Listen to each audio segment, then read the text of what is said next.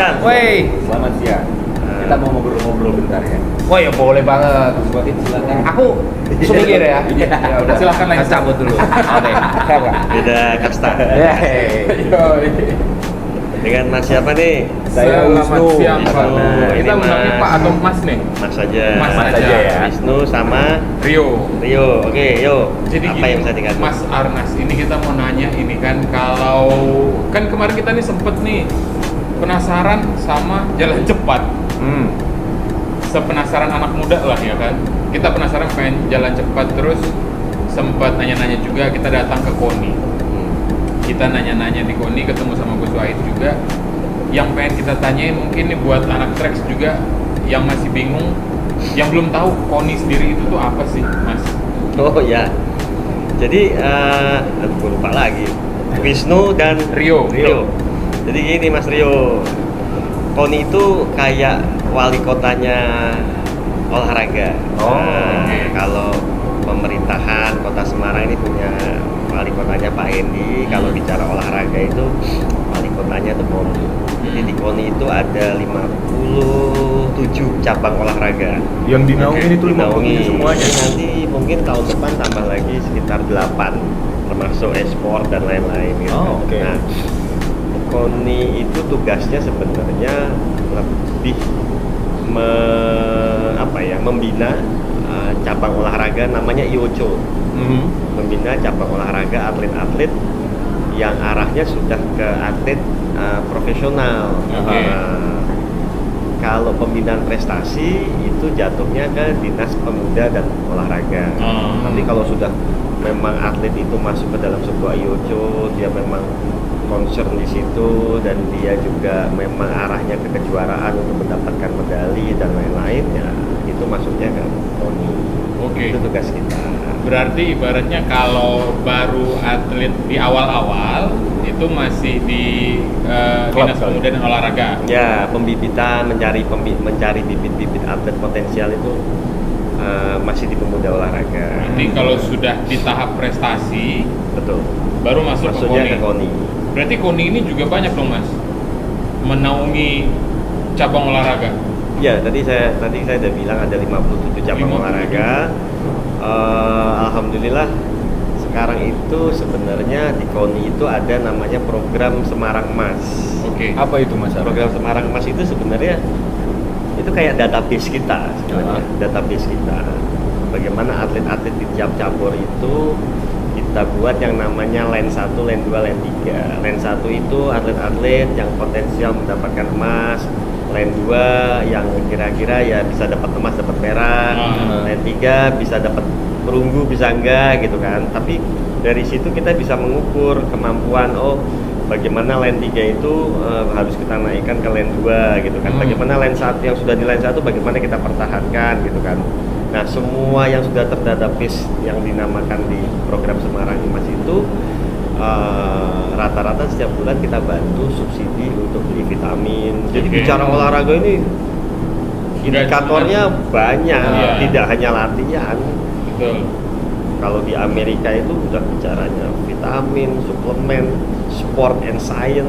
Iya. Kan kayak gitu. Nah, ini kita bantu dulu dari sisi vitamin karena anggarannya terbatas. Nah, dan itu kita pantau setiap seminggu sekali, 2 minggu sekali kita pantau. Tiap 6 bulan sekali kita cek kebugarannya mereka. Kita kumpulkan, kita cek kebugarannya mereka.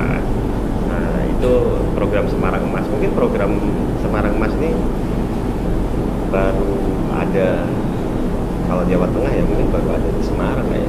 Berarti kalau KONI itu di Semarang ini sebanyak itu atlet, apakah bisa mereka langsung datang ke KONI gitu, Mas? Kayak, wah saya sudah berprestasi nih. Iya. Gitu. Dan syarat akhirnya sampai diurus sama KONI. Ya, jadi kan tadi saya bilang hulunya adalah bagaimana pembinaan atlet-atlet itu kan ada sebenarnya di tingkat sekolah, SD, SMP, SMA. Nah, biasanya nanti mereka masuk klub, ya kan? Kalau mereka kan klub itu ada pelatih tim tim pemantau. Iya. Nah, tim Talent pemantau itu scouting-nya talent ada ya? talent scouting ya. Talent scouting-nya itu nanti kan yang nyari untuk masuk ke atlet, masuk ke klub.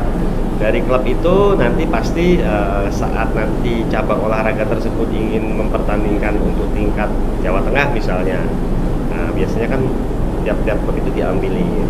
Nah, saat sudah diambil masuk ke dalam satu tim di bawah naungan cabang olahraga yang mengatasnamakan Semarang, itu yang dibina oleh KONI. Berarti KONI lebih menaungi klub-klub yang Ya, yang sudah ngambil atlet yang atlet-atlet arahnya berbakatnya sudah nih. akan berprestasi.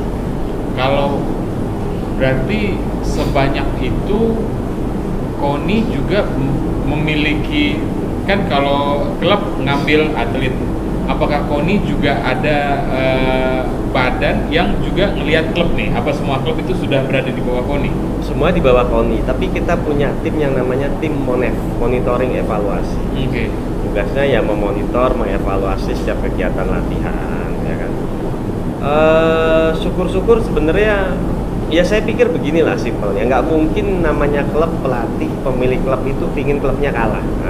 Pasti kan dia talent scoutingnya juga benar nyarinya gitu kan, pasti benar gitu kan. Nah paling nanti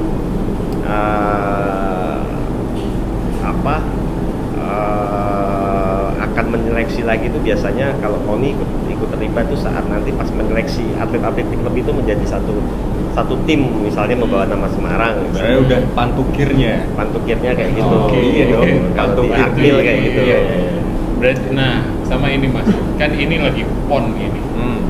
Waktu saat milih atlet otomatis kalau PON ini berarti provinsi ya kan? Provinsi. Berarti dari Semarang, kalau KONI ini kan KONI Semarang atau KONI provinsi? Jawa Tengah. Kalau PON atas nama Jawa Tengah. Hmm. Biasanya atlet-atlet PON yang berangkat itu ada namanya seleksi prapon. Nah, seleksi prapon kan kejuaraan. Jadi gini, atlet PON yang akan diberangkatkan oleh Jawa Tengah itu kan pasti berdasarkan sebuah hasil kejuaraan Betul. yang dilakukan oleh Jawa Tengah. Nah, ini dari situ biasanya yang akan diambil untuk mewakili Jawa Tengah. Tapi dalam mengirim itu pun sebenarnya setiap provinsi kalau bicara PON ya pasti juga punya strategi. Oke, iya. Ya kan, misalnya mengukur kekuatan lawan gitu kan. Kalau kekuatan lawannya ini ngapain kita ngirim atlet tapi cuman hanya hiburan? Betul, terlalu berat nih kayaknya nih. berat, ya nggak usah dikirim. Oke. Gitu. Oh. Kan karena kan itu kan ada juga, tapi oh ini masih muda nih, masih potensial, harus banyak mengikuti kejuaraan. Berarti itu juga, maksudnya juga mungkin atlet dikirim cuman untuk bukan mencari cuman pengalaman. untuk mencari pengalaman. Indikator atlet, keberhasilan atlet itu kan ada dua. Satu, kebugaran fisiknya. Kedua, seringnya mereka mengikuti kejuaraan-kejuaraan. Oke. Nah, jadi sering mengikuti kejuaraan, mentalnya terbentuk, apa semuanya. Kira-kira begitu Mas. Nah, ini sama ini. Kansnya nih kira-kira nih Jawa Tengah di PON ini nih. Bisa masuk 5 besar udah bagus. Karena lawan kita ini kan tuan rumah Papua, kita pasti Iya. juga mempersiapkan Iya. atletnya. Di kandang sendiri nih. Ya, ngalahkan DKI juga dengan APBD yang besar juga sulit gitu kan. Jawa Timur, Kalimantan Timur yang bagus. Jadi memang deh kalau bicara olahraga, jadi bicara olahraga itu kita itu nggak bisa bicara uang. Oke. Itu kalau ukurannya tingkat keberhasilan prestasi sebuah atlet itu ukurannya ya memang uangnya anggarannya harus besar. Oleh karena itu saya baru-baru ini, karena kan saya selain ketua Kadin, saya selain ketua KONI, saya ketua Kadin. Ya. Oke. Oleh karena itu kemarin minggu lalu saya ngumpulin nih teman-teman pengusaha, saya kumpulin semua. Saya bilang sama mereka, selama ini KONI ini dapat bantuannya dari pemerintah, X lah nominalnya, itu nggak akan cukup. Karena atlet itu butuh sebenarnya butuh sebuah reward, sebuah Pemacu lah ini. ya pemicu, butuh kenyamanan apa. Saya kumpulin misalnya akademisi, rektor-rektor kita kumpulin. Gimana apa yang dilakukan oleh para universitas? Oke Pak, nanti Pak Arnas, atlet-atlet yang berprestasi yang di program Semarang Emas Line 1, Line 2 kita masukkan ke jalur khusus yang kuliah beasiswa. Oh, udah seneng kan? SMA gimana gitu kan? Oh iya Pak, nanti begini Pak, kita buat namanya kelas khusus olahraga misalnya begitu. Dafam misalnya atau pengusaha siapalah, lu membuat apa? Ya saya tak coba buat namanya sarana olahraga. Atau misalnya kita mencoba untuk bikin event kejuaraan. Nanti kita yang biayai semua. Kan kayak gitu kan. Jadi semuanya itu kalau bisa bergerak semuanya. Itu kemarin trigger sih. Saya baru kali tahun ini saya melakukan dan belum pernah. Kalau itu saya bilang teman-teman ini trigger saja, pemicu. Teman-teman pengusaha ini harus kita ikut sertakan biar mereka lihat. Sama pertanyaannya kayak Rio sama Wisnu, tanyanya ya bagaimana ya, mereka nggak ngerti soal olahraga. Walaupun mungkin saya yakin Rio sama Wisnu sering olahraga, tapi mereka nggak ngerti problematika secara sistematisnya, gimana, teknisnya gimana, problematikanya mengurus olahraga itu rumitnya kayak apa. Soalnya kan banyak yang mikir ya kalau udah pinter bulu tangkis ya pasti udah atlet, udah ternyata nggak segampang itu. Kan nggak kayak gitu. Padahal Wisnu sama Rio harus ngerti kalau bicara olahraga itu bicara harga diri, harga diri sebuah bangsa, harga diri sebuah daerah. Ya. Bagaimana kita bangga kalau misalnya PSSI menang lawan Thailand, wah senengnya kan. Betul. Rasa nasionalismenya kita kan, wah, ya kan. Nah itu kan benar harus dipahami. Yang memahami siapa? Jangan hanya pelaku olahraganya, tapi masyarakat semua, pengusahanya. Kenapa Amerika, kenapa Cina, kenapa Rusia mereka berlomba-lomba memperkuat olahraganya? Karena bagi mereka ya itu adalah salah satu dari sisi patriotisme, nasionalisme negaranya. Kita bicara konteksnya apa? Semarang. Ya bagaimana kita memperlihatkan bahwa Semarang dalam kejuaraan, misalnya pekan olahraga provinsi kita menjadi juara umum, ya kan? Kapan deh Rio nanti sama Wisnu pas Porprov 2022 tahun depan ikut ngeliput. Itu kalau nge-MC juga boleh, Pak. Itu ngelihat pas pertandingan itu kan, misalnya Semarang lawan Solo, wah itu gregetan tuh ya kan. Oh iya, gregetan tuh. Nah, itu langsung rasa nasionalisme kita, walaupun mungkin kamu bukan orang asli Semarang ya. Nah, tapi rasa nasionalisme karena mungkin tinggal di Semarang jadi besar. Supportnya bakal akan terus ada ya Mas Arda. Nah kalau ini kita ngobrolin program. Kalau tadi kan Mas Arnas juga udah bilang programnya dari KONI adalah Semarang Emas itu. Selain Semarang Emas itu Mas, ada program apa lagi nih yang disiapkan buat KONI buat calon-calon atlet ini? Jadi sebenarnya gini, saya bicara dari hulu ke hilir aja ya. Jadi kita ini nggak mungkin mencetak prestasi seorang atlet. Kita nggak mungkin membuat atlet-atlet itu bisa berprestasi dengan baik kalau hulunya itu tidak baik. Hulu yang dimaksud apa? Manajemen. Kita bicara manajemen. Bicara olahraga ini tidak hanya bicara atletnya kita push untuk melakukan yang terbaik buat bangsa, negara, daerah dan lain-lain. Tapi banyak variabel-variabel atau indikator-indikator yang mendukung atlet ini bisa hebat. Apa salah satunya? Manajemen. Kalau manajemennya ini tidak baik, ya pasti atlet juga tidak akan bisa maksimal. Ya memang yang saya lakukan pertama kali saya menjadi ketua KONI, yang saya benahi adalah manajemennya KONI-nya. Bagaimana pengelolaan keuangan secara transparan, bagaimana pembinaan prestasinya harus dibuat yang namanya program Semarang Emas itu, gitu kan. Bagaimana konteks-konteks sport lainnya harus mulai dibina dan lain-lain, itu kita persiapkan, termasuk transparansi anggaran dan lain-lain. Nah kalau ini sudah bagus, baru kita bicara masalah bagaimana membina atlet untuk lebih berprestasi yang lebih tinggi. Akhirnya jadi lebih gampang juga ya Mas ya, karena kita manajemen udah lancar juga semuanya. Sainsnya juga udah dapet nih. Dapat database-nya juga dapat. Kita bisa melihat, mengukur. Oh ini kinerjanya menurun. Database kan ada kan ukurannya. Oh berarti kita harus cari atlet pendukung gitu kan. Oh daerah lain kuat di sini. Bagaimana kita mempersiapkan atlet untuk jadi kompleks. Nah, tapi kalau semua dilakukan secara tradisional ya susah. Ribet kan ribet. Ribet mas. Kalau susah saya jadi ketuanya mas. Iya. Pusing.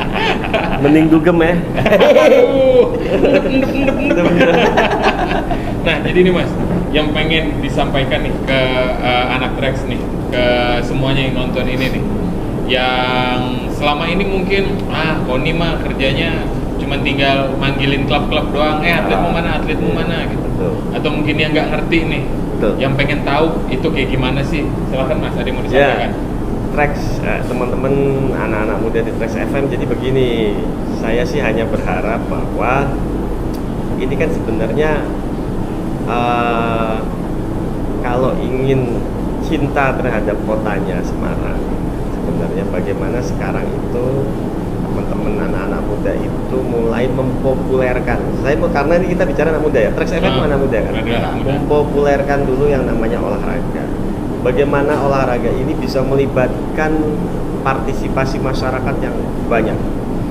Kalau partisipasi masyarakat orang itu senang berolahraga, pasti dari partisipasi itu akan muncul yang namanya atlet-atlet potensial.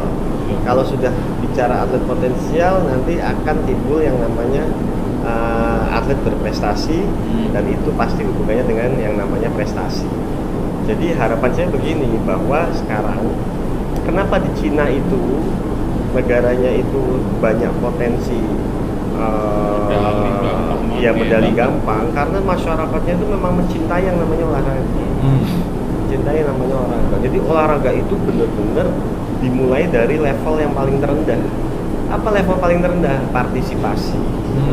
Partisipasi. Ya bikin aja kejuaraan catur, nggak ada masalah kok. Ya kan, kalau catur juga dipertandingkan. Iya.